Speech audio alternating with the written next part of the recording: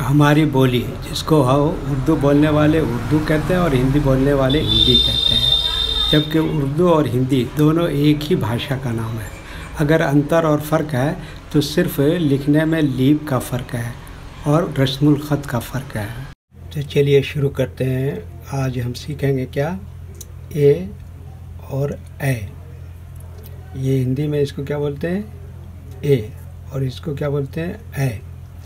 तो इसके लिए हमें क्या करना पड़ेगा, सबसे पहले हम इस चीन को देखते हैं। इस चीन का क्या नाम है, अलिफ, और इस चीन का नाम क्या है, ज़बर।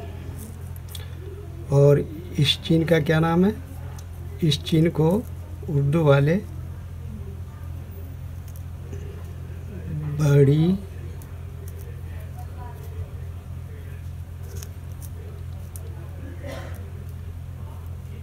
ये बोलते हैं। उर्दू वाले इस चीन को क्या बोलते हैं, बड़ी ये।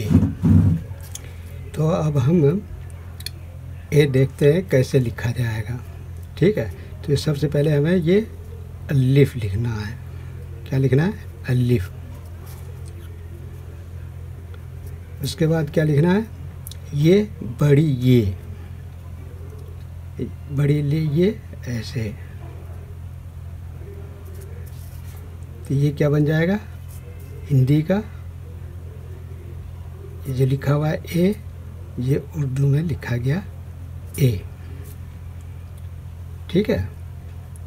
अब ए कैसे लिखा जाएगा उसको देखते हैं। तो इसके लिए भी क्या है, सबसे पहले हमें अलिफ लिखना पड़ेगा। उसके बाद फिर यहाँ पर हमें ये ज़ेर लिखना पड़ेगा। क्या लिखना पड़ेगा, तिरछे निशान को लगाना पड़ेगा। फिर उसके बाद हमें ये बड़ी ये लिखना पड़ेगा। तब जाके ये बनेगा उर्दू का ऐ। अब ये क्या हुआ, ऐ। ये तो हुआ कलम से या पेंसिल से लिखने का तरीका। अगर हम मोबाइल के स्क्रीन पे अगर लिखना चाहेंगे तो उसके लिए हमें क्या करना पड़ेगा, तो सबसे पहले कीबोर्ड पे हमें ए लिखने के लिए अलिफ को टच करना पड़ेगा, और उसके बाद फिर बड़ी ये को टच करेंगे तो ऑटोमेटिक स्क्रीन पे ये ए लिखा हुआ सामने आ जाएगा।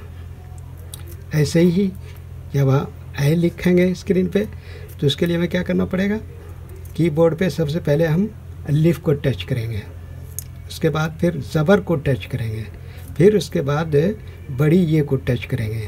तो स्क्रीन पर ऑटोमेटिक ये ए लिखा हुआ सामने आपको दिखाई देगा और ये सामने आ जाएगा।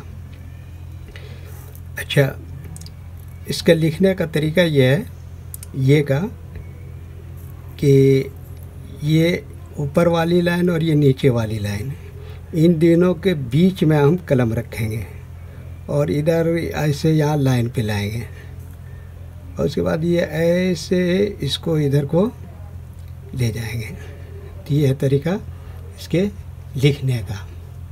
तो ख़ास तौर से इसका ख्याल रखें।